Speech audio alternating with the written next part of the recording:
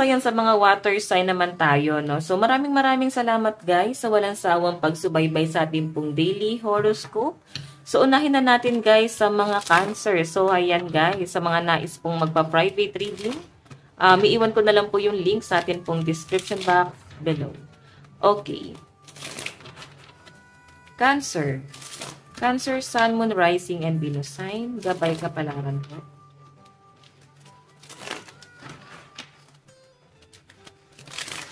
Cancer, Sun, Moon, Rising, and Venus sign. Gabay kapalaran po ni Cancer. Cancer.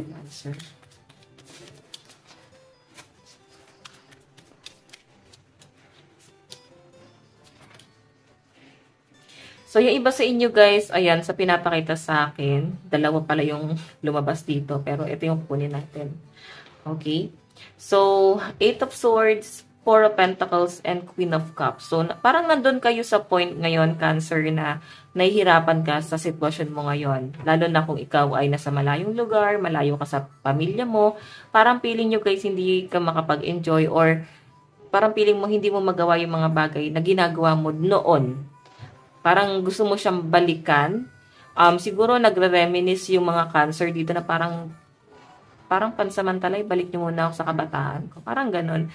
So, siguro yung iba sa inyo, Cancer, mas mahirap na kasi talaga ang responsibilidad natin habang tayo ay umiidad. Hindi kagaya ng mga bata pa tayo na nasasaktan lang tayo. Nasasaktan, pagkabata ka, nasasaktan ka ng mga kalaro mo, iiyak mo siya. Ngayon kasi pag nalulungkot ka, kailangan mo pang itago. So, parang nandun ka sa point na yon. May mga kinikimkim ang mga Cancer. Pwedeng marami kang pinagdadaanan ngayon. I think sa family. Oo, sa pamilya Cancer, meron kang pinagdadaanan. Parang aware naman sila kung ano yung problema mo. Pero nandun ka sa point na parang ayaw mo na lang siguro guys magsabi. Hindi naman dahil masama yung loob mo sa kanila. Siguro, mas matimbang kasi na kailangan ka ng pamilya mo, especially sa financial. Kesa, parang feeling nyo kasi, wala naman sense para mag-share pa ako ng problem ko sa kanila. Hindi naman nila ako maintindihan. Hindi nila ako magigets ano yung pinagdadaanan ko. Ganon. 8 of Swords, stuck kasi yung energy. Tapos 4 of Pentacles, parang gusto nyo guys mag-ipon din, mag-save. Pangarap mo talaga guys is makapagpundar man lang. Pero parang sa panahon ngayon or sa sitwasyon mo, hindi mo siya magawa. Hindi mo magawang magpundar. Okay, siguro mas inuuna mo yung pangangailangan ng ibang tao kaysa sa pangangailangan mo. Okay, so tignan natin Cancer. Pagdating sa love life mo. So, ayan. Tignan natin guys. Cancer, Sun, Moon, Rising, and Venus sign. Pagdating po sa love life. Love life po ni Cancer. Love life po ni Cancer. So guys, meron po tayong King of Pentacles. May mga nagkakagusto naman sa mga Cancer. Actually, marami. Yung iba sa inyo guys, naguguluhan ka naman. Okay? Hindi ka rin naman nagpapa-apekto sa problema mo. Tawa-tawa nga lang yung mga Cancer eh. Pero minsan kasi guys, nakaka-feel ka ng parang insecurity. Siguro, hindi yun yung gusto mo mangyari, pero ito yung binibigay sa inyo. Parang blessed pa rin naman Cancer, pero yung mga bagay na gusto mo, hindi siya yung binibigay sa inyo.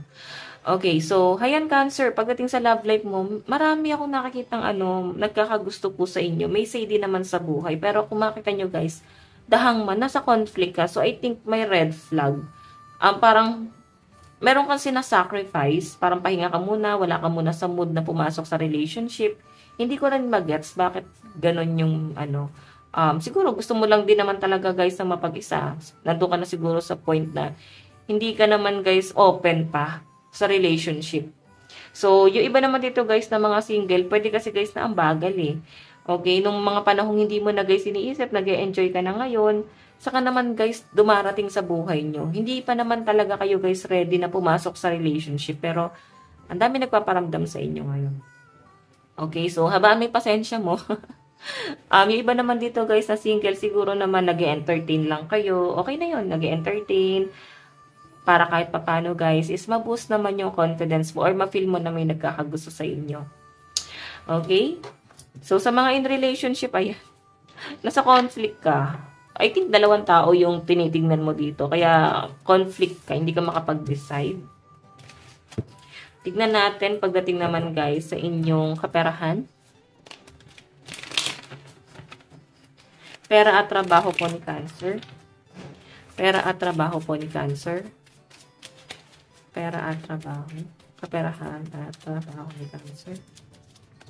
So guys, meron tayong wow, motherhood, nature, creativity, and abundance. Yes, Empress kasi guys, abundance to. Okay, blessing. Ine-enjoy mo, masaya ka naman guys sa kung anong meron ka ngayon. Pero minsan kasi parang pag nag-iisa ka, parang dun ka nagiging malungkutin.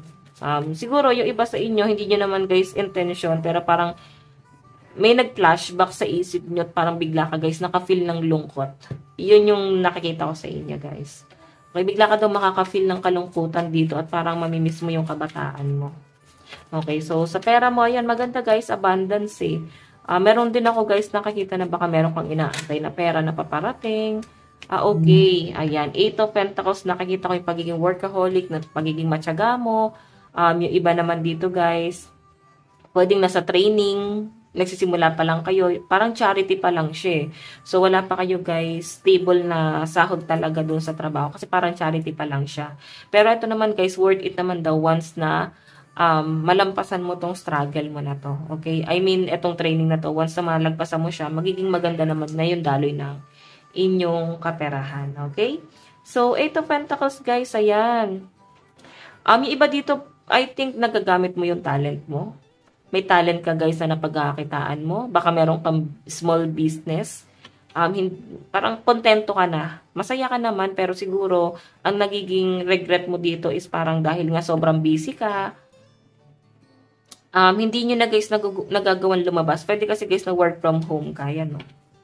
Okay, freelance siguro tong work mo. Tignan natin guys, ano ba tong advice mo? Advice. Meron tayong be gentle. Take step back if needed. Okay, so parang sinasabi dito guys, kung hindi nyo daw kaya yung isang bagay, siguro walang masama na sumuko, 'di ba? Ibigay na natin guys sa mas nangangailangan. Kung doubt naman kayo guys na ay hindi ko to kaya, hindi to para sa akin. Ganon. So guys, lucky number mo 29 and 27. Ito lang pong inyong reading. Maraming salamat. Bye-bye. Hi Pisces! Kumusta po kayo guys? Okay, so Pisces, tignan po natin gabay kapalaran mo ngayon. Pisces, Sun, Moon, Rising, and Venus sign. Gabay kapalaran po ni Pisces. Oops. Pisces. Okay, Pisces, Sun, Moon, Rising, and Venus sign.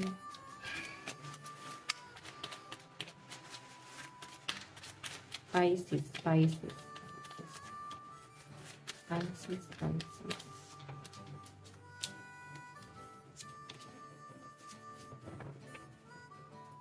So, parang meron kayo guys tinitignan dito na isang tao na parang napakasinungaling niya. Ganon. Siguro, eto guys sa relationship, kung hindi man siya guys sa love life mo, parang nafe-feel nyo kasi guys pinapaasa ka eh. So, parang pinaramdam sa inyo na sure na sila dun sa bagay na yun, tapos parang biglang nagbago. Okay? So, meron kang ina-expect dito Pisces, tapos parang hindi naman guys, naging applicable or walang nangyari. Okay, meron kang inantay pero parang wala naman guys nangyari. Kung ito naman guys ay sa relationship, so sabihin na natin guys na pinaramdam sa'yo ng person mo na mahal ka, tapos parang bigla ka rin naman guys tinalikuran. The moon kasi guys, ayan, may nakikita ko na parang may nagsisinungaling sa inyo, may nagsisikreto sa inyo, merong hindi naging faithful sa inyo. Okay? Parang may na-feel din ako dito, Pisces. Parang meron kang galit na parang tinatago mo or nagtitimpe. Pwedeng once na matrigger yun, ewan mo na lang kung ano yung magagawa mo. Parang ganyan. Basta may galit kang nararamdaman dito na mas pinipili nyo guys na kimkimin yung galit na yon. Okay? Na anuhin na lang siya, parang wag nang magsalita, wag nang pumatol, pero iba yung galit na nafe-feel mo rito. Sabihin natin yes, nung una tampo lang to, pero siguro tumitindi siya habang tumatagal. Okay? Parang feeling nyo kasi guys na abuso ka. Ayan o, Knight of Pentacles. So, wag ka lang talaga matitrigger kung ano to, no. Nakikita ko naman sa inyo, Pisces, mukhang nagpapasensya ka. Ayan, hinahabaan mo yung pasensya mo. Ano ba to? May mga nagpapatrigger ba sa'yo? May mga makukulit na bata? Or ano ba? Tignan natin, no. Pagdating sa love life ni Pisces, Pisces, Sun, Moon, Rising, and Venus sign. Pagdating po sa love life, Pisces. Okay. Knight of Swords.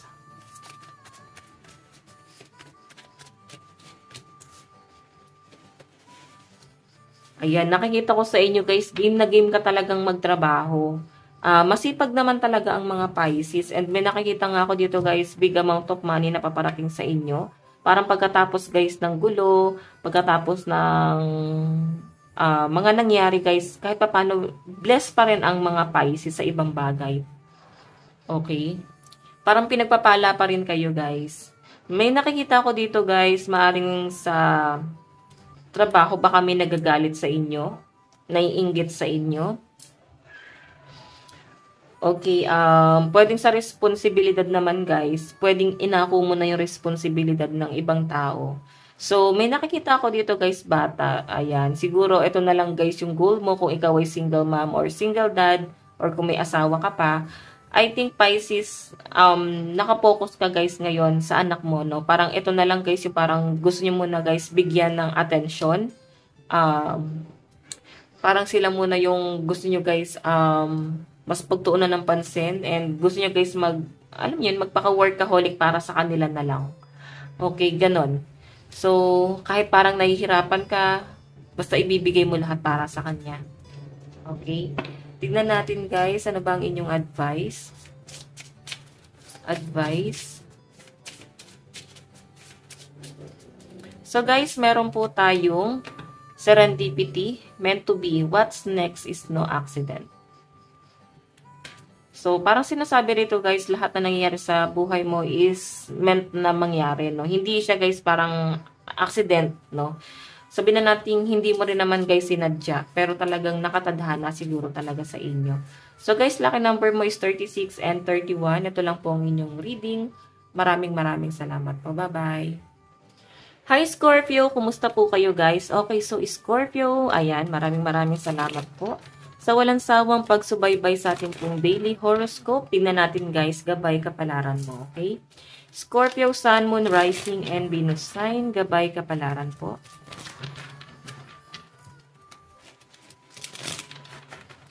Scorpio, Sun, Moon, Rising, and Venus sign. Gabay kapalaran po.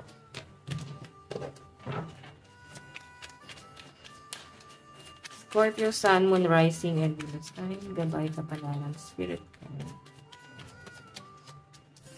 Scorpio.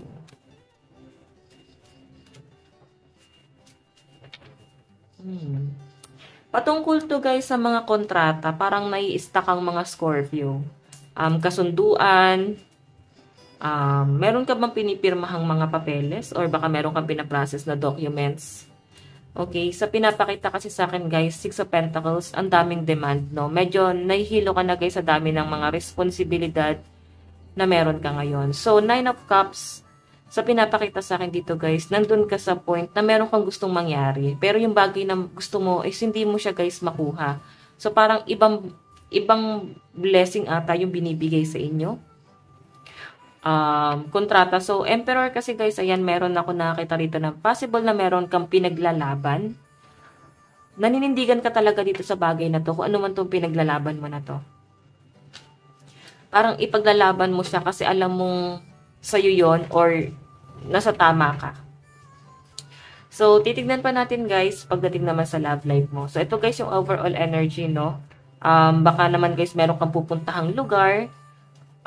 Ayan, baka makipagtalo ka pa sa mapupuntahan mo or siguro meron kang ipagtatanggol. Parang likas na talaga sa inyo namang parang magtanggol ng mga naaapi. Hindi lang talaga tama sa paningin nyo yung mga nangyayari. So, parang naiinis ka dun sa nakikita mo. Okay, so tignan natin guys. Pagdating naman sa love life mo, Scorpio. Love life po ni Scorpio. Oops. So guys, meron tayong the world. Achievement, successful ending, and possibilities. So, parang okay naman kayo guys ng person mo. Yung iba naman sa inyo guys, maaaring meron pang success na nakukuha ngayon at parang proud na proud sa yung person mo na nakukuha mo yung bagay na yan. Okay? Ace of Cups and Knight of Cups. Okay, so yan guys, pasensya, nagagalaw ko yung camera. Okay. So, sa pinapakita sa akin guys, pagdating sa love life mo, okay naman, mukhang mahal na mahal ka naman guys ng person mo. Wino-workout nyo naman and parang habang tumatagal, mas lalo nyo guys minamahal lang isa't isa. And ganun din naman guys yung person mo. Ayan no. Para bang nandun na sa point si person na takot na siyang mawala ka, Scorpio.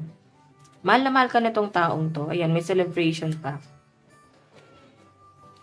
Nakikita ko lang guys sa person mo, mukhang marami siyang pinagdadaanan. May mga disappointment, I think problema. Siguro parehas kayo, meron kayong kinakaharap na problema. Okay? Pero kahit pa paano naman guys, parang na-overcome nyo naman yung mga problemang nangyayari or dumadating sa inyo. Parang kahit pa paano guys, tinatawanan nyo na lang. Ang mahalaga guys is parang magkasama kayo, nagmamahalan kayo, and parang nandun sa point, nararamdaman ng mga Scorpio na, di ba, merong give and take dito. So, moving forward guys, sa pinapakita sa akin ng energy nyo, may mga nangyari dito mga past issue na hindi nyo na guys binabalikan. Kumbaga, wino-workout nyo talaga itong relationship na to. So, ayan guys, sa mga single naman guys, siguro mas nakapokus ka sa achievement mo. Ayan, nagsiself-love mo na yung iba sa inyo. And, okay ka naman guys, wala naman ako nakitang problema. Kung ano man ang parang okay naman, hindi naman guys masyadong pressure pagdating sa love life. Okay? Pwede kasi guys na merong umalis sa buhay mo and parang naging blessing pa nga guys na umalis sa inyo tong taong to. Okay? Parang okay na rin na umalis siya sa buhay nyo kasi nagkaroon pa kayo guys ng blessing nung tinalikuran kayo na tong taong to. Mas naging mapaganda, mas naging maganda pa or mas naging magaan pa yung pamumuhay mo. Okay? Siguro parang bumuhos yung blessing sa inyo nung natutunan mong mahalin yung sarili mo. Okay? So, tingnan pa natin guys, pagdating naman sa inyong pera at trabaho. Pera at trabaho po ni Scorpio. Ayan, death. Sabihin, natapos na. Parang finally, natapos na rin. Ano ba to? Yung paghihirap mo sa kaperahan. Nandun pa rin sa point na yes, meron ka pa rin binabayaran. Pero, kahit pa paano guys, may pumapasok na guys na income at parang sumasapat na sa mga binabayaran mo monthly. Okay? Ayan. May tumutulong naman sa inyo guys, especially may mga, kapamilya, kapatid na tumutulong sa inyo para makapag-provide sa inyo. And nakikita ko naman guys, sobrang focus ka sa trabaho mo ngayon. Sobrang gustong-gusto mo yung ginagawa mo guys, Nine of Pentacles. Okay? So, may nakikita rin ako guys, ayan, may mga nagiging maluho sa gamit. Siguro mahilig kayo sa mga signature na gamit. Pero ang sinasabi kasi dito guys, isang tabi mo yun. Mag-focus ka muna dun sa mga needs kaysa sa wants. Okay, tignan po natin ano ba ang inyong advice. Meron po tayong conscious filtering. What are you consuming? Parang ano to guys?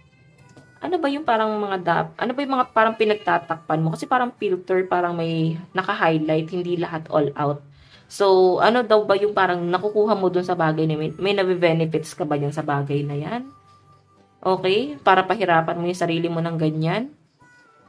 Diba? So, guys, lucky number mo is 42 and 13. Ito lang po ang inyong reading. Maraming salamat po. Bye-bye.